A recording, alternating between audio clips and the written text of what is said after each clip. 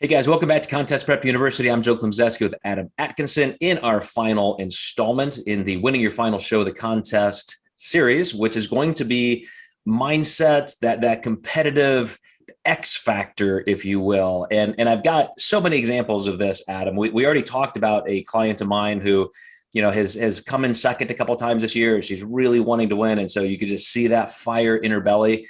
I have kind of an opposite scenario where I have a client who competed for the very first time, and he happened to win 3 divisions, overalls, and a pro card in his very first show.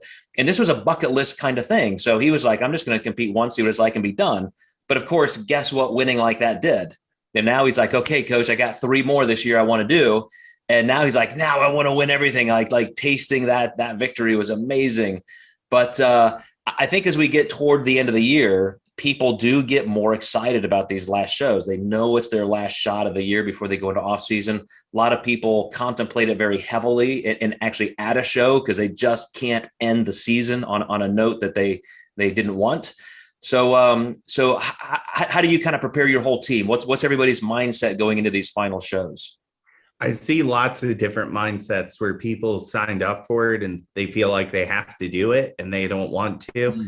I had 2 people. I just said, just because you paid for it doesn't mean you need to waste the whole weekend. And this is somebody who works 9 to 5, 5 days a week. I'm like, do you really want to spend your time at a bodybuilding show that you're not that excited about? And we can start reversing, enjoying some time off and grow.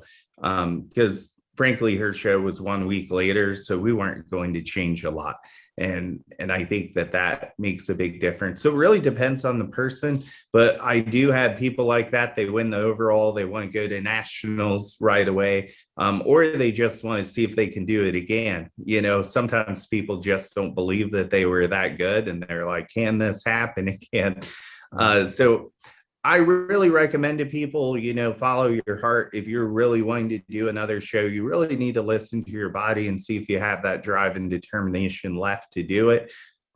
If you're feeling like you're just going to walk into the other show, not really wanting to improve, I would just recommend you kind of setting yourself up for disappointment. Somebody out of the blue could come in and beat you, or you just end up just being very ho-hum about your physique because it's so similar to last show.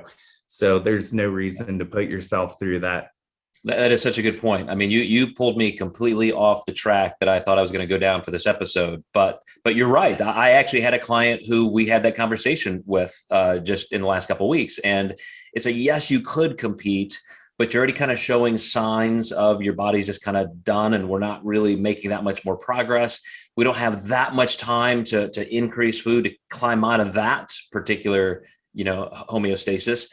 But, yeah, we could compete. What if you don't win? Would you then feel like you just wasted that month of the off season? And it is a tough decision for a lot of people. So I think it's one that needs to be weighed very heavily. And, we had a conversation, at least in my daily live chat with coaches and clients, and a couple people, have made the statement that in some of these big national shows, especially at the end of the year, it should really be seen as almost the Final Four of the NCAA tournament. It's like the best of the best vying for those final wins. And it would kind of add a little bit more excitement to the sport. Absolutely.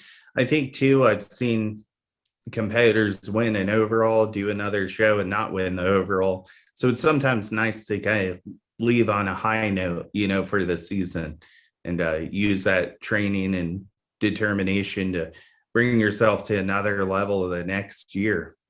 Yeah.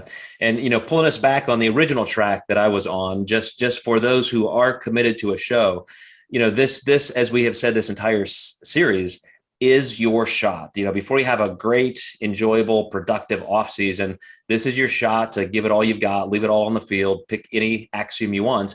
But this is the point to really leave no stone unturned. Just don't lose that battle mindset of going in and making sure that you're going to do everything you can.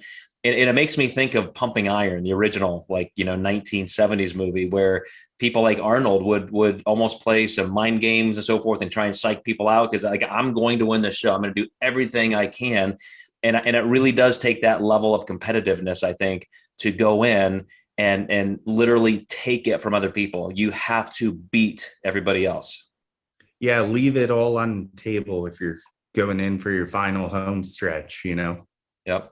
All right, Adam. Well, thanks again, as always, for participating and bringing up some great topics and just always great stories and anecdotes about your own coaching and clients. Everybody watching and listening, we appreciate you so much. Please keep sending us ideas as well for a series and things that you don't want to hear from. And we will see you next time in Contest Prep University.